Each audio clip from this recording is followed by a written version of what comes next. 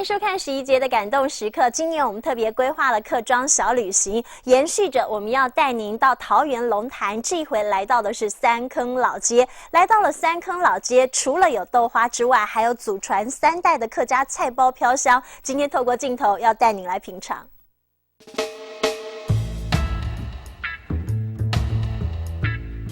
三坑老街的红砖墙、旧屋瓦，每个角落都有着客庄故事。像是弯弯曲曲的道路，是为了防盗贼入侵；而米糠混着泥土堆砌而成的土脚厝，也能够看到先民的智慧。有米糠啊，对，冬暖夏凉，对，冬暖夏，它会透气啊，因为它这个里面会透气。老街虽然短，但曾经是货物转运站。曾经繁华的年代，可是有龙潭第1街的美名。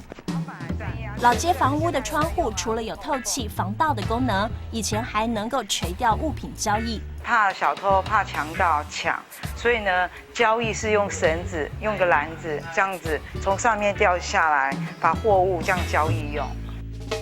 旧时商店用的隔板，晚上收起来，白天会变成展示柜。比如说你是杂货店啦，就把你的那个水果啦、蔬菜啦，还是什么东西放在这上面。这家以前是那个卖传统的一个杂货店，还有卖盐、卖糖，然后呢还有卖猪肉，然后还有现在呢是女儿卖很好吃的豆腐法。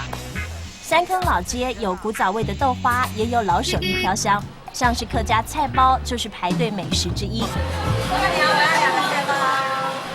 传承3代的菜包店，一到假日一天可以卖出2000个。新鲜萝卜丝做成的菜包是游子念念不忘的好味道。而到这里来，还能够来一趟铁马游。从老街出发，有田园风光，又有树木林立，迎风吹拂，自在悠游。很多人不知道这一条单车道可以一路骑到大溪。那沿途呢有樱花，还有油桐花，还有野姜花，4季都有不同的美景。对，石门大圳之美，搭上映入眼帘的景致，舒压又乐活。老街上有文化瑰宝，铁马行恣意畅快，来这一趟可以轻松体验客庄之美。红墙屋瓦流淌着昨夜的繁华，骑着铁马追寻，微风拂面，飘香3代的客家菜包，抚慰旅人的感动时刻。